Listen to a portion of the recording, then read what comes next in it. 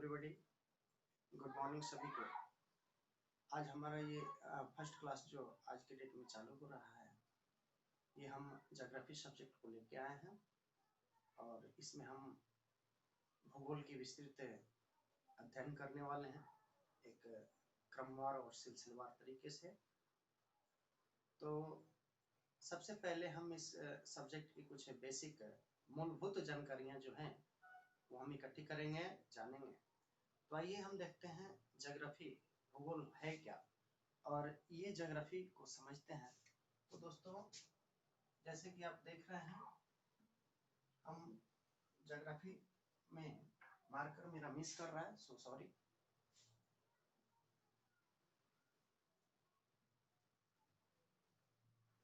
Geography मेरा marker अचानक से मिस कर रहा है, सो हमने क्लास अटेंड करने के पहले मार्कर नहीं ले रखा है, यही दिक्कत है। ये ज्योग्राफी जो शब्द है हमारा, ये एक्चुअली दो शब्दों से मिलके बना है। क्या हुआ है? दो शब्दों यानी कि जियो और ग्राफो शब्द से मिलके बना है। ये दो शब्द ग्रीक भाषा से लिए गए हैं। किस भाषा से? ग्रीक भाषा से लिए गए हैं, जिसमें ग्रीक का मतलब हो जाता है पृथ्वी। क्या हो जाता है? पृथ्वी। और ग्राफोस का मतलब हो जाता है वर्णन। तो इन दो शब्दों से मिलके जो शब्द बनेगा वो होगा हमारा पृथ्वी का वर्णन। क्या होगा? पृथ्वी का वर्णन। तो भूगोल में हम इन्हीं सारी चीजों को देखने वाले हैं कि हमने अभी देखा कि ज्योग्राफी जो शब्द है वो ग्रीक भाषा के दो अलग अलग शब्दों को मिला के बना है। पहला शब्द है जियो, जिसका अर्थ होता है पृथ्वी, और दूसरा शब्द है ग्राफोस, यानी जिसका हिंदी में अर्थ होता है, ग्रीक भाषा का इसका अर्थ है वर्णन। तो इन दोनों वर्ड्स को कंबाइन करके यानी जियो और ग्राफोस को मिला के ज्योग्राफी का निर्माण हुआ है। और जियो और ग्राफोस का अर्थ पृथ्वी और वर्णन को इकट्ठा करेंगे तो हम पृथ्वी का वर्णन के बारे में बात करने वाले हैं। पृथ्वी के वर्णन के क्रम में अगर हम पृथ्वी का अध्ययन करेंगे तो चूंकि हम जानते हैं कि पृथ्वी भी एक ग्रह है यानी कि एक प्लेनेट है, तो ग्रहों का निर्माण अन्य ग्रहों के निर्माण से भिन्न पृथ्वी का निर्माण तो हो नहीं सकता है। तो पृथ्वी भी एक ग्रह है, तो हम ग्रह के अध्ययन करेंगे और ग्रहों के अध्ययन के क्रम में हमें जानना होगा सौरमंडल को का अध्ययन करना होगा। और सौरमंडल का अध्ययन जब करना होगा तो अभी की विश्वसनीय जो सिद्धांत हैं जिनको मान्यता ज्यादा प्राप्त है, हम उन्हीं पे बात करने वाले हैं। तो अगर ज्योग्राफी की परिभाषा की बात करें तो अलग अलग विद्वानों ने, अलग अलग राइटरों ने अपने अपने विचार रखे हैं और अपने अपने तरह से परिभाषित किए हैं। इसमें कुछ राइटर उसी चीज को अपनी परिभाषा में, अपने शब्दों में ढाल दिए हैं। तो ये मोटे तौर पे आप जानिए कि पृथ्वी मानव का निवास स्थल है और यहाँ जीवन जीने के लिए कुछ मूलभूत आवश्यकताओं की उपलब्धि है, जिसकी वजह से इस ग्रह पे मानव जीवन संभव हो पाया है। तो चूंकि मानवीय और भौतिक क्रियाकलापों के सम्मिलित रूप को हम भूगोल के अंतर्गत अध्ययन का विषय बनाएंगे। आपको मोटे तौर पे आपकी जानकारी के लिए बता दें कि हम इस ज्योग्राफी में भूमंडल, जलमंडल, वायुमंडल, सौरमंडल और अंतरिक्ष, इन सारी चीजों को देखेंगे।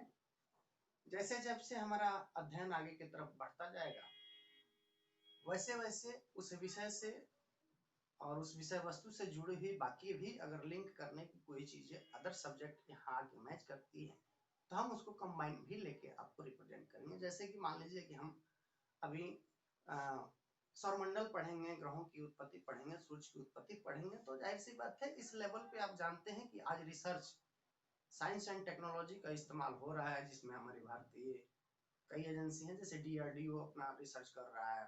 अभी आपने सुना होगा मंगल ग्रह का अभियान चल रहा है, चंद्रयान चल रहा है, बुध पे भी रिसर्च टीम गई थी, पृथ्वी पे ऑलरेडी हम लोग हैं, सारी चीजें यहीं से हो रही हैं। तो ये सारी चीजें जैसे जैसे हम आगे बढ़ेंगे क्रमवार रूप से, उन प्लेनेट पे जब हम पहुंचेंगे तो आप लोगों से बखूबी उस पर बारी बारी से बात होगी। साथ ही उससे भी ज्यादा अगर टेक्निकल और टेक्नोलॉजी उस प्लेनेट से होंगे तो विशेष रूप से हम एक और लेक्चर और लेके आएंगे, उसमें साइंस एंड टेक्नोलॉजी की जो क्लासेज होंगे उसमें इन सारी सैटेलाइट्स और जितने भी आर्टिफिशियल सैटेलाइट हैं उनके बारे में भी हम पढ़ेंगे। तो कुल मिला के अगर हम अपनी विषय धारा में लौटे, मुख्य धारा में अगर हम आए, तो हम ये कहना चाहते हैं कि हम पृथ्वी का अध्ययन करने से पहले हम पृथ्वी की उत्पत्ति को पहले देखेंगे। हमने ज्योग्राफी इसलिए भी लेके आया कि हम पढ़ने को हिस्ट्री भी पढ़ सकते हैं, पहले सिविक्स भी पढ़ सकते हैं, मैथ्स भी पढ़ सकते हैं, लेकिन जनरल स्टडी में मैथ को थोड़ा हटा दिया जाता है, इसलिए कि मैथ को अगर हम ट्रिकली या फिर बेसिस पढ़ाएं तो बहुत लंबा होता है। तो मैथ के क्लासेज सामान्य अध्ययन से थोड़ा सा हटा दिया जाता है, हालांकि सामान्य अध्ययन में सभी विषयों को शामिल किया जाता है। उम्मीद की जाती है कि हर कॉम्पिटिटिव एग्जाम में जो भी लोग अटेंड करने वाले होते हैं वो गणित की मूलभूत आवश्यकताओं के मानदंड पे खरे उतरते हैं या उतरते होंगे। और यदि आप श्रोता या फिर जो भी हमारे दर्शक हैं, जो भी सब्सक्राइबर हैं, अगर उनकी कोई रिक्वायरमेंट होती है कि नहीं मैथ लाना आप लोगों के लिए जरूरी है, तो हम उस सब्जेक्ट को भी ला देंगे, इसमें कोई बड़ी बात नहीं है।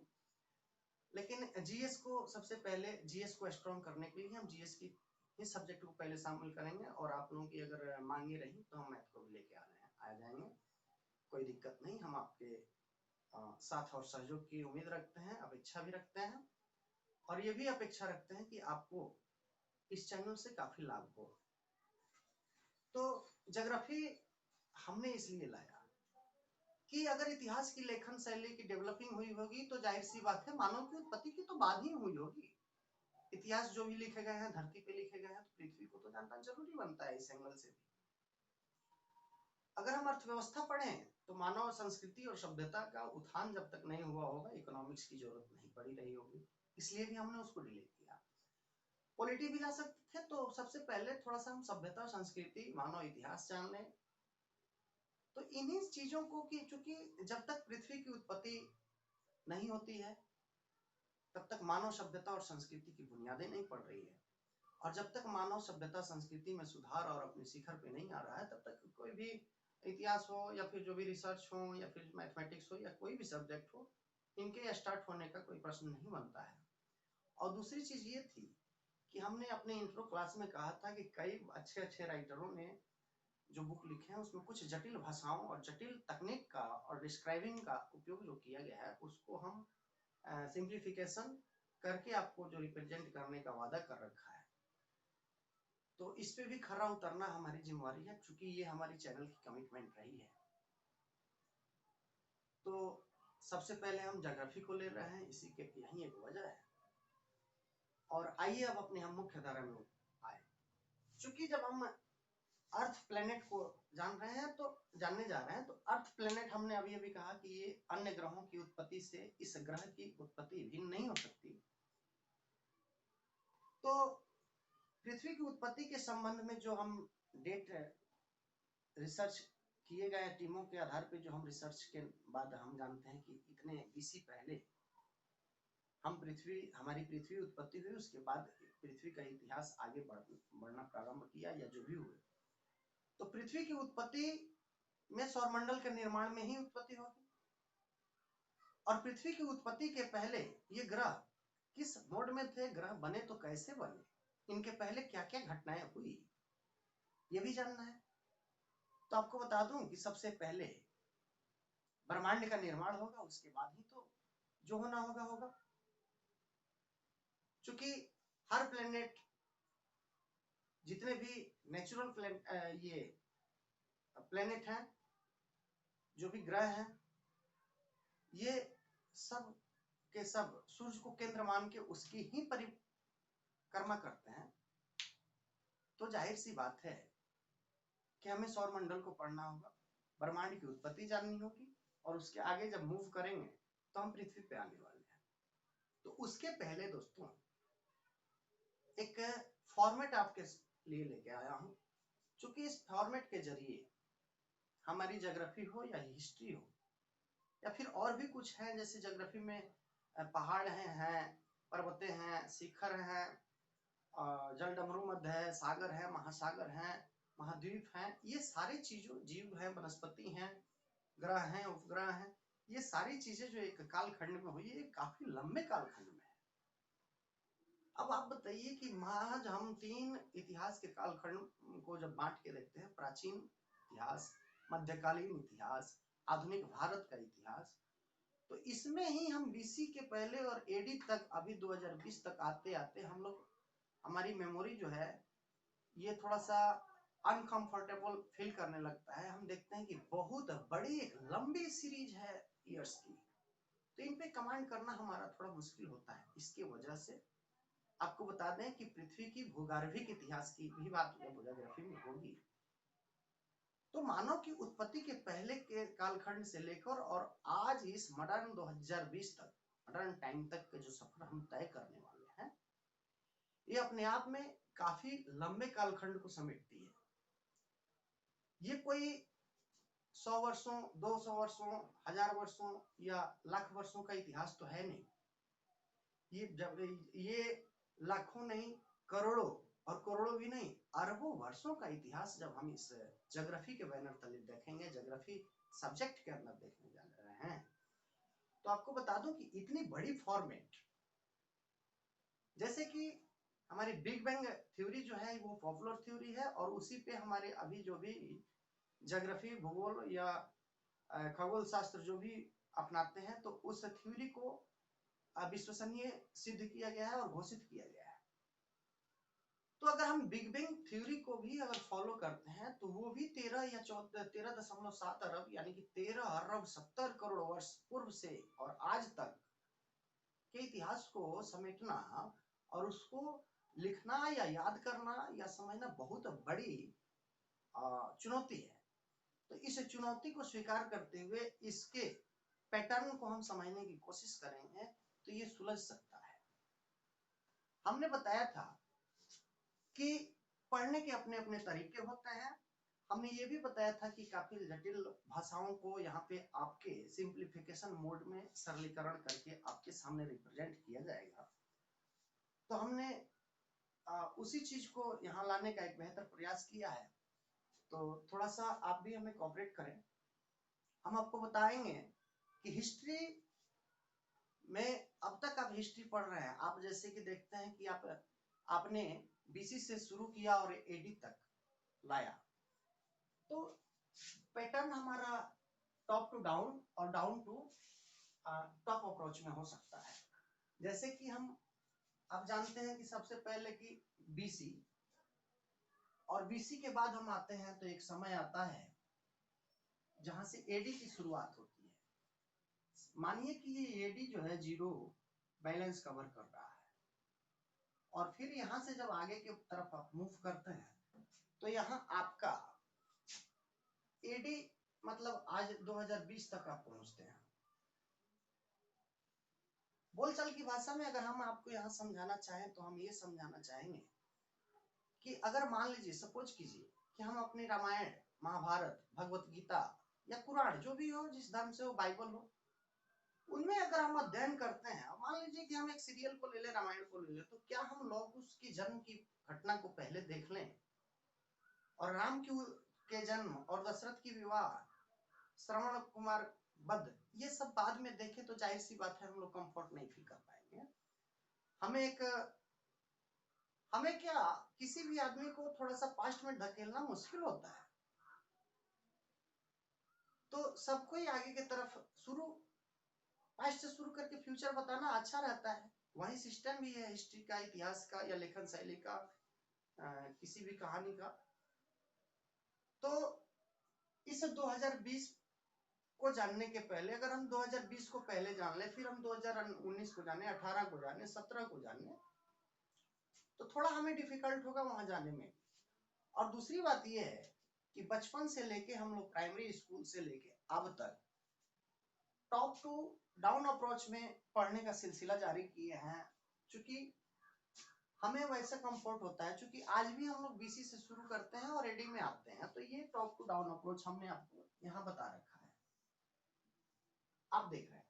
लेकिन ज्योग्राफी जिस सब्जेक्ट के लिए आप ये लेक्चर अटेंड कर रहे हैं, ये पहला क्लास है, इसलिए इतना ज्यादा हम लोगों को हमें बोलना बताना पड़ रहा है और आपको सुनना पड़ रहा है, तो बोर ना हो।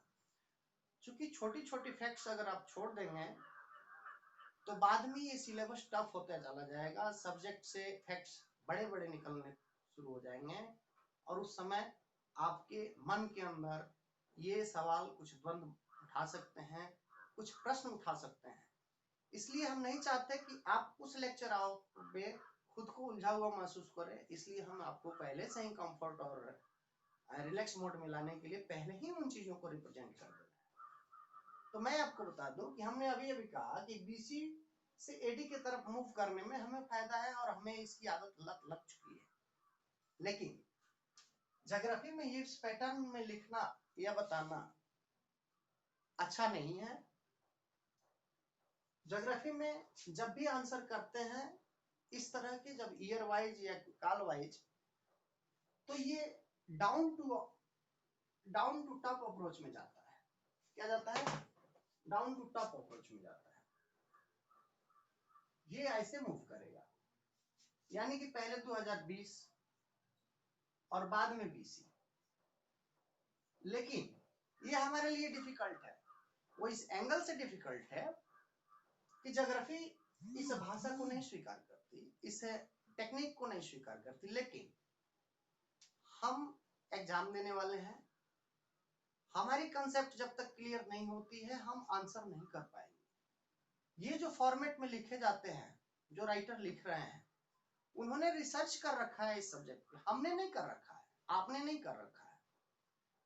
और हम अगर इस कंसेप्ट को क्लियर कर लें, जैसे कि आप देखेंगे कि मैं शुरू करूंगा तो जाहिर सी बात है हमारी क्लियर है, तभी हम ऐसा कर रहे हैं, आपसे नहीं हो पाएगा। लेकिन इस कंसेप्ट को अगर क्लियर कर ले बीसी टू एडी में, तो आपको एडी से बीसी में जाने में कोई परेशानी नहीं होगी, क्योंकि उस पर आपकी महारत हासिल हो गई है, आप उसको जान चुके हैं, आप एक्सपर्ट हो चुके हैं, मजे जा चुके हैं उस चीज के लिए, तो आप बता सकते हैं। इसीलिए हमने क्या किया है कि जो टेक्निक सही है इसको अभी होल्ड कर रहे हैं, जो टेक्निक सही नहीं है लेकिन ये हमारे लिए बेहतर है, हम इसी को फॉलो करेंगे।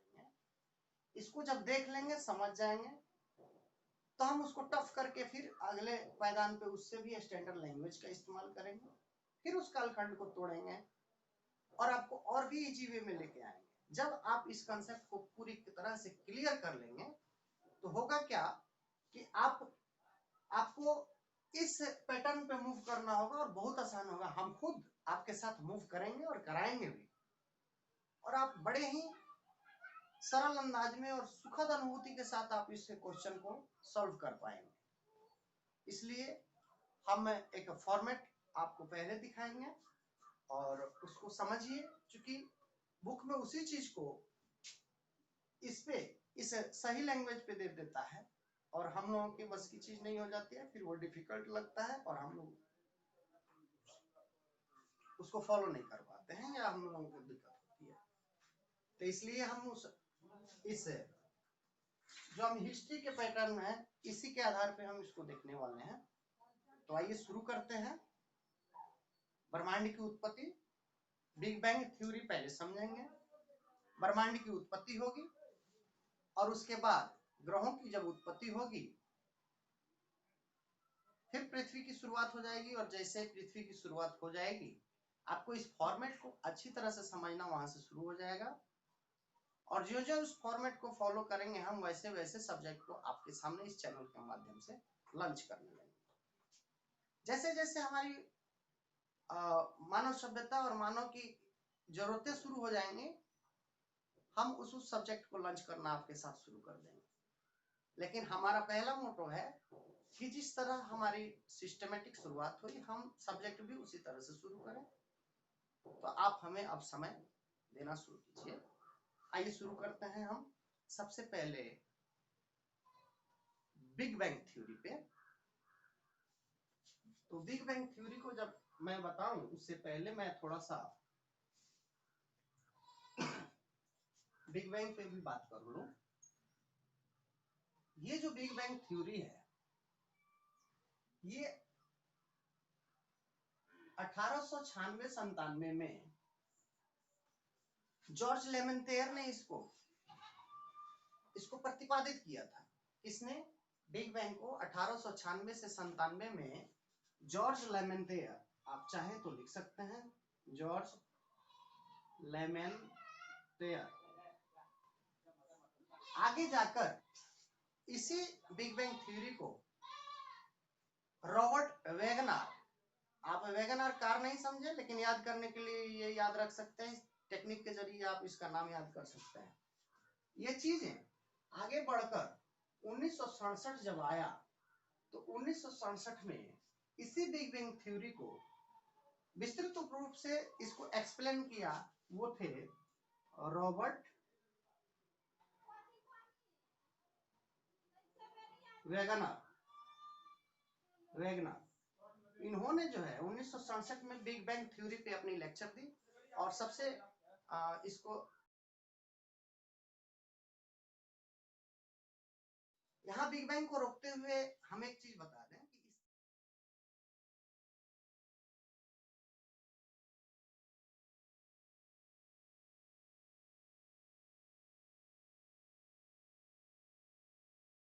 सबसे विश्वसनीय और लेटेस्ट रिसर्च रहा